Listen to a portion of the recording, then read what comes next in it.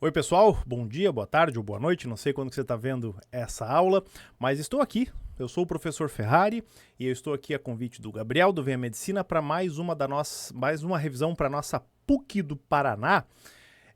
Eu peguei aqui, fiz uma seleção de algumas questões dos últimos anos, né, para que daí já tem uma boa ideia da prova, e vou fazer a resolução delas com vocês, tá bom?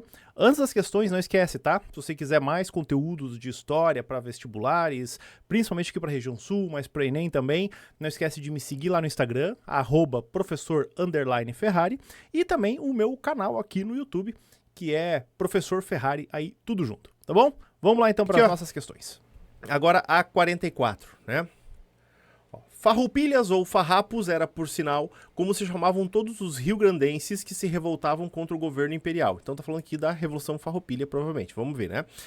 Esse termo, no começo considerado pejorativo, vinha sendo utilizado havia pelo menos uma década antes da eclosão do movimento, para nomear os rio-grandenses ligados ao Partido Liberal e contrários ao governo central. O apelido pegou e virou um motivo de orgulho. Tá bom.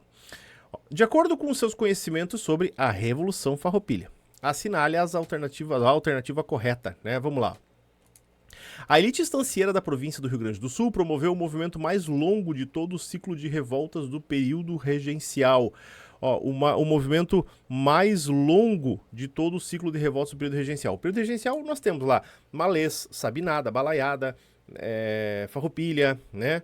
Faltou alguma cabanagem também, então nós temos ali, é um período de muitas revoltas realmente, e aqui o movimento mais longo foi sim a Farroupilha, porque ela inclusive vai de 1835 a 1845. Ferrari, eu tenho que decorar a data, abençoado? Não precisa decorar a data, mas tem que lembrar, e eu vi que agora eu escrevi aqui, ficou embaixo da minha câmera, né? Não tem que lembrar exatamente a data, mas isso tem que lembrar, realmente, a Farroupilha, ela foi a maior das revoltas brasileiras, né? Ela foi a mais longeva, ela foi a que, assim, melhor apresentou resultados, inclusive, porque o governo federal teve que abrir processos de negociação, teve vantagens e desvantagens para ambos os lados, né? E assim por diante. Então a 1 tá correta. O Partido Farroupilha possuía um programa contrário a todos os portugueses que monopolizavam os mais altos cargos do Império e do Exército. Então essa 2 aqui, é um detalhezinho, né?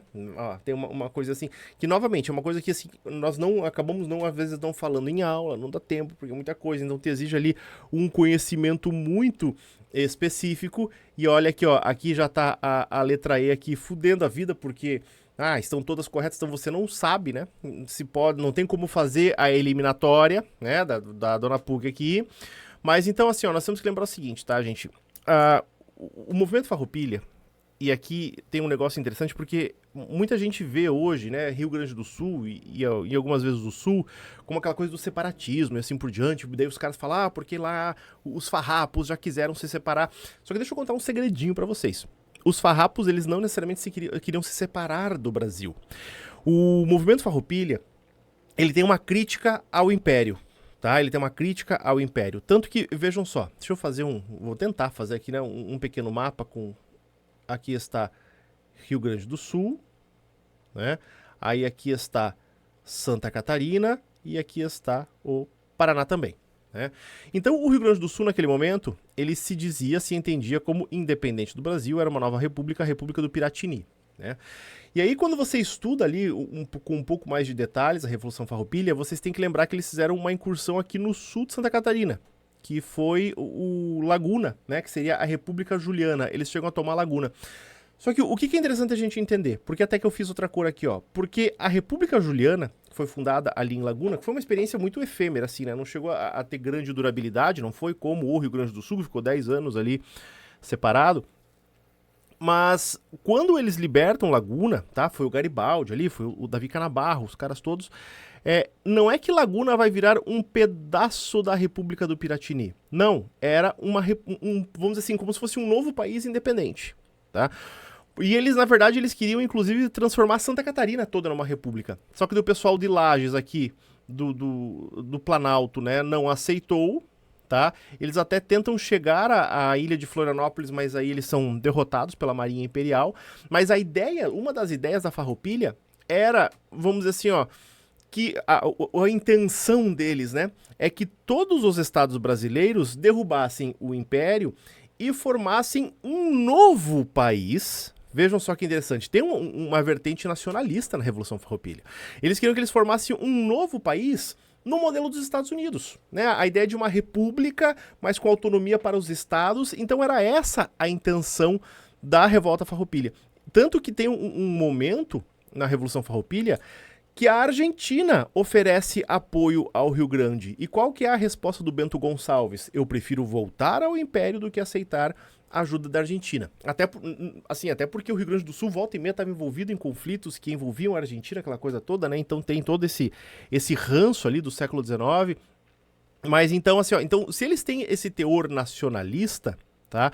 Obviamente que eles vão ter um programa contrário aos portugueses, que monopolizavam os mais altos cargos do Império e do Exército. Pô, Ferrari, mas já é 1835, já foi independência, ainda tem portugueses? Sim, ainda tinha portugueses, né? Vamos lembrar ali que nós temos, por mais que nesse momento aqui da regência o Dom Pedro I não esteja mais aqui, mas ainda há uma ligação política, assim, com Portugal, por mais que nós estejamos independentes, tá? Mas, novamente, ó, é um detalhezinho do detalhezinho que a gente não fala muito em sala de aula, né? E eu falo a partir das minhas aulas também, porque às vezes a gente tem que fazer a questão correndo que não dá tempo de aprofundar, né? E vou dizer pra vocês, não tem professor que aprofunde isso aqui realmente, porque é muito específico, tá bom? Ó, os farroupilhas sempre declaram apoio à monarquia e ao príncipe Pedro, né? Peraí, né? Se eles sempre declaram apoio à monarquia e ao príncipe Pedro, por que eles se revoltaram então? Então, né? A 3 a gente consegue eliminar, estão vendo? Opa, daí aqui a gente consegue eliminar algumas coisas, ó. Se a gente eliminou, se a gente tem certeza, e essa 3 tá fácil, né? Ó, eu posso eliminar essa aqui, eu posso eliminar essa aqui, eu posso eliminar essa aqui, opa, eu posso eliminar essa aqui, ó. Então eu já achei, inclusive, a letra D, né? Mas vamos só ver a 4 aqui. A independência do Uruguai, antiga província cisplatina, além de privar os estancieiros rio-grandenses das terras de passagem da região, ainda representou concorrência no comércio do charque, né? O Uruguai que assim, tá? Era mais uma província brasileira. Lá em 1825, o Uruguai consegue a sua independência, né? E passa a ser também um local, obviamente, de concorrência sem problemas nenhum, tá bom? E já começa com uma pedrada, né? Já começa com um trecho aí do Diário de um Detento, dos Racionais. Música que acredito eu que vocês conheçam. Caso não conheçam, é até interessante conhecer, pelo menos assim, por mais que você goste ou não goste de rap, de Racionais, enfim. Mas o Diário de um Detento não, na verdade o disco, né, Sobrevivendo no Inferno, entrou na lista, se não me engano, da Unicamp alguns anos atrás, então apareceu em algumas provas, até por toda a questão social que traz isso tudo. Então aqui tem um trecho da letra, né, ó, tá, não vou ficar lendo aqui, o trecho da letra, enfim, né, mas tá aqui, ó, ladrão sangue bom, tem moral na quebrada, mas pro Estado é só um número mais nada, 9 pavilhões, 7.000 homens e custam R$300 por mês cada. Ratatá, Fleury e sua gangue vão nadar numa piscina de sangue. O Fleury eu não lembro se era o governador ou o secretário de Segurança Pública de São Paulo na época do massacre, mas vamos lá, é alguém ligado à liderança nesse momento. Ratatá, Fleury e sua gangue vão nadar numa piscina de sangue, mas quem vai acreditar no meu depoimento, dia 3 de outubro, Diário de um Detento. Então vamos lá. Falei que não ia ler, acabei lendo, né? Oficialmente foram 3.500 tiros disparados em cerca de 20 minutos. Era uma sexta-feira, 16h20 do dia 2 de outubro de 1992, quando 341 policiais da tropa de choque da Polícia Militar do Estado de São Paulo foram enviados para conter uma rebelião no pavilhão 9 da Casa de Detenção no Complexo do Carandiru. Tanto que tem até um outro grupo de rap também que se chama Pavilhão 9, né, em relação a isso aqui. Entraram com cães, bombas e armas pesadas. O saldo da operação, 111 mortos, todos detentos, fez com que o episódio entrasse para a história com o nome de Massacre do Carandiru. Evidências posteriores confirmaram que presos foram fuzilados com armas como fuzis AR-15, submetralhadoras HK e Beretta, que eram de uso da Polícia Militar. Então vamos lá. Sobre o Massacre do Carandiru, o Massacre do Carandiru e a relação do Estado com o sistema prisional brasileiro. Então não é só sobre o massacre, é sobre essas relações Estado e sistema prisional brasileiro. Assinale a alternativa correta. Os trechos citados levam a uma reflexão sobre a lógica de violência que justifica a brutalidade da ação policial pela ideia de desumanização dos indivíduos considerados criminosos.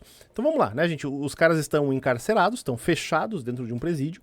Óbvio, eles estão num momento ali de convulsão social, revolta, né? Aquela coisa toda. Só que daí a polícia, ela entra lá, como está escrito aqui em cima, né? Olha, eles entram com... Cadê? cães, bombas e armas pesadas. Então não entraram para conter, né? Conter, existem outras formas de contenção, existe gás lacrimogênio, existe tropa de choque. Eles entraram mesmo com o intuito de fazer um processo de matança ali dentro. Aqui eu esqueço que eu não estou no YouTube, não preciso cuidar com as palavras, né? Eles entram ali para matar mesmo. Então, assim, quando a gente pensa a partir dessa perspectiva, é realmente uma ideia de desumanização, né? Ó, os trechos levam, e até mesmo aqui em cima, na poesia, vamos colocar assim na poesia, né? Eu sei que é uma letra de música, uma poesia, ó lá, né? Ladrão segue bom, tem moral na quebrada, mas pro Estado é só um número, mais nada, 7 mil homens se custam R$300 por mês, ou seja, é número, né? É número, está desumanizado esse processo. A número 1 está correta. A 2. As consequências do massacre do Carandiru serviram de modelo para evitar novas operações policiais com alto número de mortes e violência exacerbada. A violência policial no Brasil, ela caiu? Ela foi contida? Não, né, gente? Ó, essa coisa aqui tranquila de eliminar. 3. A música retrata o cotidiano de violência e a homogeneização dos corpos dos detentos, que sob a mira de armas não têm seus direitos respeitados, independentemente de quem são ou de onde vêm, né? Então, assim, gente, entre esses 111 mortos, o que a 3 está dando a entender, né? Entre esses 111 mortos, assim, tinha criminosos de todos os tipos. Não estou dizendo de forma alguma, eu não acredito nisso, que assim, que tem gente que mereça morrer ou não, não é isso. Mas você tinha desde, claro, pessoas que cometeram crimes graves, né, estupros, aquela coisa toda, mas você tinha ali também, às vezes, cara que tava fumando um baseado na rua e foi preso por conta disso. Então, ó, é o cotidiano de violência e a homogeneização dos corpos, né? Que sobre a mira das armas não tem seus direitos respeitados. Daí se era negro, branco, mulato, o que quer que seja, né? Se era da favela, se era não sei o que, se era não sei o que, não interessa, né? A violência passou o rodo, então aqui também um conceito bem tranquilo de marcar. A invasão do Carandiru foi organizada de forma a pôr fim a um motim, sim, mas visou preservar a vida dos presidiários e a ordem dentro do presídio. Essa 4 aqui também tá bem tranquila, né? Questão aqui, ó, gente, questão bem interpretativa, na verdade, tá? Sem grandes segredos, essa aqui sossegadinha. Pra você começar a prova bem, né? Tu pega a prova, a prova amarela aqui, você pega a prova, essa aqui tá fácil, a prova vai ser fácil, mas é a PUC, não se esqueçam. Vambora. Ó, 44. Quando eu completei 10 anos, comecei a adestrar bois. Foi assim que aprendi a adestrar Foi assim que aprendi que adestrar e colonizar são a mesma coisa. Tanto o adestrador quanto o colonizador começam por desterritorializar o ente atacado, quebrando-lhe a identidade, tirando-o da sua cosmologia, distanciando-se do seu sagrado, impondo-lhe novos modos de vida e colocando-lhe outro nome. O processo de denominação é uma tentativa de apagamento de uma memória para que outra possa ser composta. Há adestradores que batem e há adestradores que fazem carinho, né? Então aqui, ó, Antônio Bispo dos Santos, a terra dá, a terra quer. Mas veja o que ele está falando aqui. Ele está fazendo um comparativo sobre adestrar um animal, né, e colonizar um ser humano. Mas ele está dizendo que são a mesma coisa. Tanto que ele fala assim, ó, tanto o adestrador quanto o colonizador começam por desterritorializar o ente atacado. O que é desterritorializar, gente? Tirar do seu território. Então, quando um adestrador vai adestrar um animal, né? Então, sei lá, seja um animal selvagem ou mesmo um animal doméstico, tem que tirar ele do seu habitat, né? É tirado do seu habitat, é tirado do seu local. E aí é a mesma coisa que o colonizador vai fazer com indígenas, por exemplo, né? Vamos partir da perspectiva do indígena, por exemplo. Tira do seu território, né, tira do seu local, ou mesmo transforma aquele território. Vamos pensar na colonização dos indígenas no Brasil, né, que de repente eles eram levados para as missões jesuíticas, né, eram tirados lá da sua aldeia, da sua vida normal, né, e aqui, ó, quebrando-lhe a identidade. Ou seja, porque tirou do seu lugar, quebra a sua identidade, tira-o da sua cosmologia, ou seja, tira da sua visão de mundo, da sua visão de universo, distancia ele do seu sagrado, impondo-lhe novos modos de vida e colocando outro nome, inclusive. A gente sabe que no processo de colonização e catequização dos indígenas, era muito comum que houvesse o batismo. Então, quando eles batizavam, inclusive, os indígenas, eles davam um nome cristão para o indígena, né? Então, o cara se chamava lá Sepete Araju, e aí os padres batizavam ele como Pedro, Paulo, João, Marcos, Mateus, Enoque, sei lá, né? Qualquer outro nome bíblico aí. Então vamos lá. Leia as assertivas e assinale a alternativa correta. Antônio Bispo dos Santos aborda em seu texto e reflexão histórica os mecanismos de ação da colonização, formulando uma comparação com o processo de adestramento de bois, com a desterritorialização dos povos, como ocorrido com o tráfico transatlântico na escravidão moderna. Eu falei dos indígenas, mas isso serve também, obviamente, para os africanos escravizados, né? Então você desterritorializou, você tirou lá da África, né? Você tirou, os caras viviam lá, você tirou eles de lá e trouxe para cá, e essa aqui tá certíssima.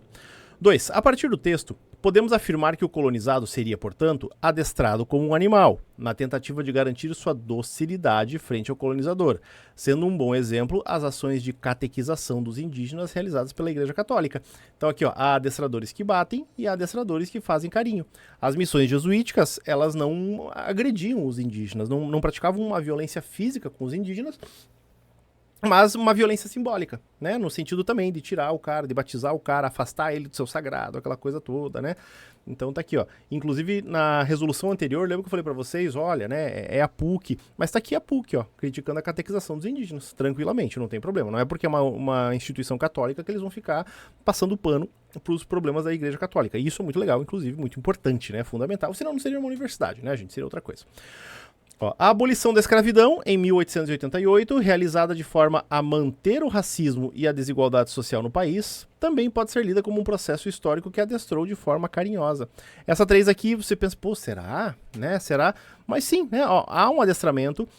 Por que a abolição da escravidão manteve o racismo e manteve a desigualdade? Porque simplesmente libertou os negros, no sentido formal da palavra, mas não os inseriu socialmente, não trabalhou com eles, não garantiu nada, né? Deixou os caras ao léu.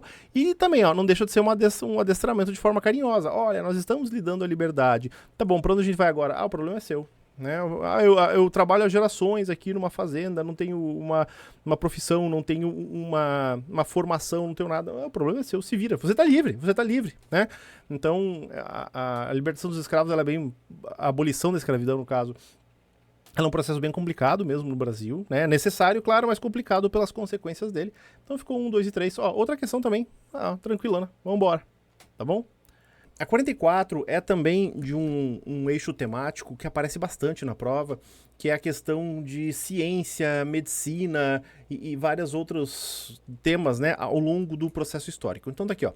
Os princípios seculares da cultura medieval islâmica permitiam que pessoas de diferentes origens e crenças participassem num discurso comum, científico e humanista, que incluía, além da medicina, a astronomia, a física e a matemática, assim como a química também, assim por diante, né?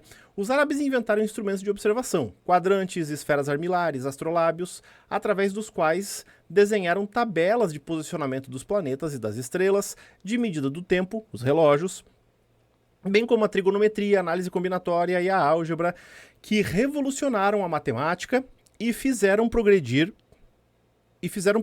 a mecânica, a hidráulica e a ótica.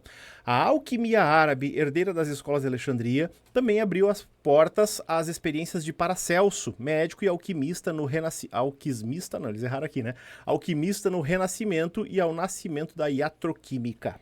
Tá bom? Então, tranquilo, né? Ó, falando sobre o desenvolvimento da ciência, da medicina, né, das ciências da natureza como um todo, na verdade, e da matemática também, aqui no contexto do mundo islâmico, né, e principalmente do mundo medieval islâmico, como está bem datado e bem colocado aqui em cima. Então, de acordo com seus conhecimentos sobre esse tema, assinale a assertiva correta. 1. Antes do surgimento do islamismo, o mundo árabe já entrara em contato com os conhecimentos médicos greco-helenísticos, trazidos por cristãos, gregos e judeus para ali emigrados, de modo que, ao advento do Islã, a medicina clássica ocidental não lhes era de todo estranho. Perfeito. Quando a gente vai olhar para o mundo árabe, gente, o que nós temos que lembrar? Ó? Aqui estaria a Arábia Saudita e o Oriente Médio, né, que já está grudada aqui na África, né? Então nós temos aqui assim, a presença aqui, por exemplo, do Egito, né, que está aqui próximo à África, e logo aqui em cima, ó, aqui seria atualmente, né, Turquia, e logo aqui assim já está, por exemplo, a Itália, né, e aqui assim se desenha também a Grécia. Então é toda uma região muito próxima aqui, né? Hoje, com essa separação simbólico-geográfica que nós enxergamos hoje, né? Por exemplo, Ásia, Oriente Médio, Europa, tudo parece muito longe, mas não é muito longe, né? É tudo muito próximo, realmente, ó. Como eu falei para vocês, aqui é a Itália, aqui é a região da Grécia. Então, obviamente que mesmo antes do advento do Islã, ali por volta do século VII depois de Cristo, ali já havia toda uma correlação, especialmente por conta das correntes comerciais, os gregos, né, principalmente com a figura do Alexandre o Grande. Vamos lembrar que aquele mundo helênico desce primeiro para o Egito, depois parte em direção ao Oriente, depois os romanos também, os romanos dominam boa parte dessa região aqui. Então, novamente, né, essa medicina clássica ocidental, os conhecimentos médicos greco-helenísticos, trazidos tranquilamente por cristãos, por gregos, por judeus, né? Tá tudo correto aqui, tá? Não tem segredo nenhum, tá certíssima a 1. Agora aqui, ó. Com o início do declínio do califado abássida de Bagdá, o centro intelectual da medicina islâmica desloca-se para o califado de Córdoba, na Espanha, cujo desenvolvimento científico contrastava com o atraso da Europa à época. Aqui realmente exige um pouco mais de um conhecimento aprofundado, específico, vamos colocar assim. Mas só para vocês lembrarem, né? O califado abássida, né, que é muito reconhecido como o principal centro de produção de conhecimento, que era aqui na região de Bagdá, onde seria hoje ali atual Irã, Iraque, naquela região, era o principal centro intelectual do mundo islâmico, que depois entra em declínio por conta de conflitos internos, aquela coisa toda, né? E aí, esse centro da medicina islâmica deslocou-se para o Califado de Córdoba, que daí era lá na Espanha, né? Vamos lembrar que a Península Ibérica estava sob domínio islâmico até mais ou menos século XIII e XIV, quando a Guerra de Reconquista lá na Península Ibérica, onde os cristãos vão tomando, né? A Península Ibérica vai acontecendo, mas mesmo assim lá existe, principalmente porque essa região aqui de Córdoba, na Espanha, a Península Ibérica como um todo, também era uma grande região de passagem. Deixa eu fazer um mapa aqui do outro lado agora, só pra gente ver algumas coisas aqui, né? Ó, então tá aqui a Península Ibérica, novamente Itália. Ó, estão vendo como esses mapas aqui se conectam, né? E aqui o norte da África, né? Então aqui também havia uma vida cultural, uma vida comercial muito intensa nessa região, com a presença de muçulmanos, judeus, cristãos também. Vamos lembrar que os muçulmanos aqui da Península Ibérica, eles permitiam a liberdade religiosa, a presença de outras religiões ali. Então, obviamente, onde nós temos essa diversidade, onde nós temos essa presença de vários povos e várias culturas, você tem trocas, além das trocas comerciais, trocas culturais também. E aqui tá também tranquilo, sem grandes problemas. Ó, 3. A medicina islâmica surge assim como a ponte que permitirá, a partir do século XVI, o renascimento da medicina hipocrática no Ocidente. Perfeito, né? Especialmente ali, porque até eles usam um termo aqui, ó, que é muito legal, renascimento, que já vincula ao próprio renascimento cultural. Porque quando nós temos a ideia do renascimento cultural, lá séculos 13, 14 e 15, a gente sempre pensa em arte, né? A gente sempre pensa em pinturas, quadros, esculturas, aquela coisa toda, mas é na maior parte dos ramos da ciência, né? O próprio Paracelso, tá vendo? Tá falando aqui, ó o Paracelso, né? Médico e alquimista no Renascimento, mas o Paracelso tá lá na Europa.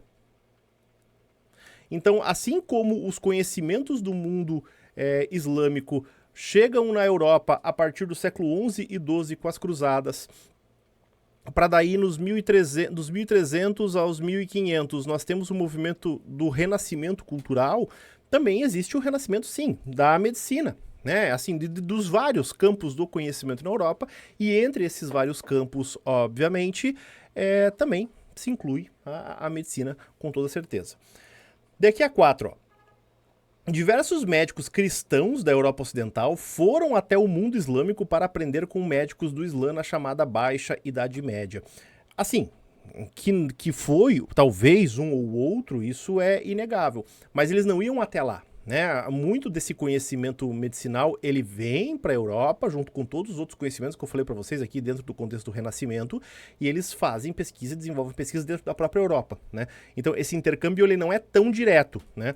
Então não é que os médicos europeus saíam da Europa para ir lá aprender medicina. Não, é um intercâmbio indireto, na verdade, a partir dessa troca de conhecimentos efetivamente falando. Então a 4, e veja que perigo também, a 4 é uma pegadinha aqui, né? A pessoa vai, não, com certeza, não. É um intercâmbio indireto, tá?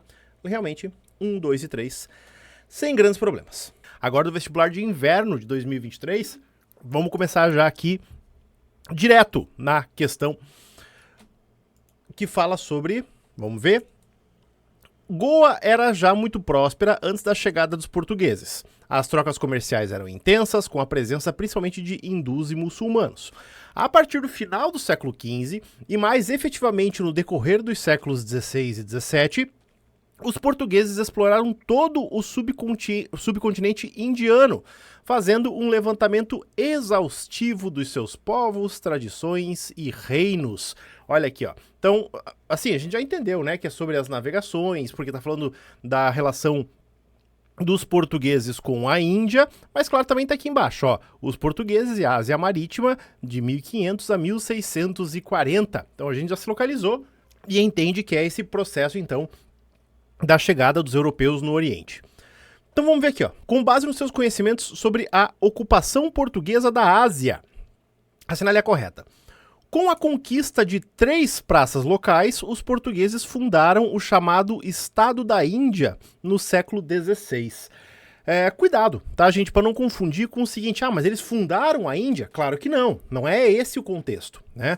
Mas quando eles conquistaram as 3 praças locais, o que a gente entende de 3 praças locais? 3 portos, né? 3 locais de comércio, por isso que a gente diz 3 praças.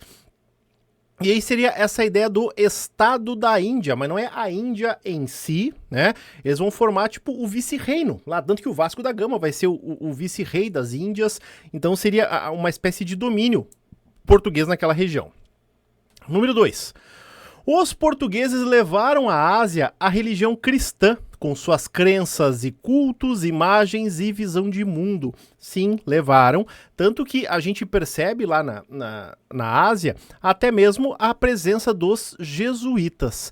Se vocês ainda não assistiram, eu recomendo demais que vocês assistam a série Shogun, que tem lá na Disney, tá? Que é exatamente o protagonista, claro, ele não é um português, ele é um inglês, mas ele encontra os jesuítas lá no Japão e se passa no século XVI no Japão. Não é sobre a Índia, é sobre o Japão, mas fala já sobre isso, inclusive ele lida com padres portugueses lá, aquela coisa, e obviamente os portugueses levaram, né, a religião cristã com suas crenças, cultos e visão de mundo, que não se desenvolveu tanto quanto aqui no continente americano, mas teve lá também.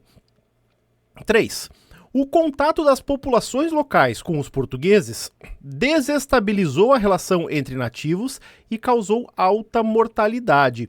Veja só, isso aconteceu também na Ásia, né? Assim, não é em todo lugar, mas nós vamos ter, sim, mortalidade, porque teve guerra, teve domínio, teve até mesmo a propagação de doenças, né? A 3 também, bem tranquila. A 4. Os portugueses não assimilaram costumes e tradições locais, em razão de sua visão de superioridade racial.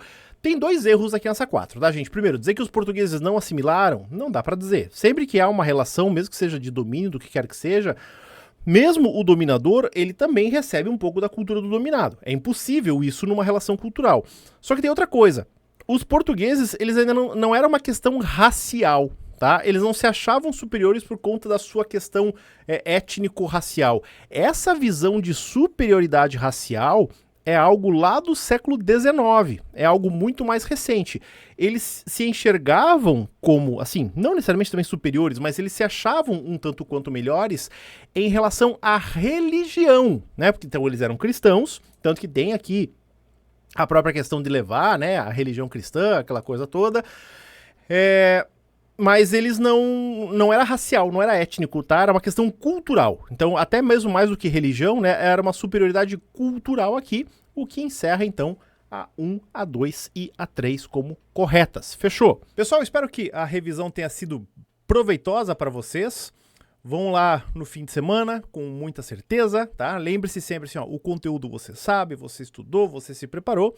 Agora é só manter a cabeça no lugar e manter a calma. Não esquece também de deixar o teu curtir aqui no vídeo, vamos impulsionar aí o projeto do Gabriel com toda certeza. E também me segue lá nas minhas redes, tá bom? Um grande abraço para vocês.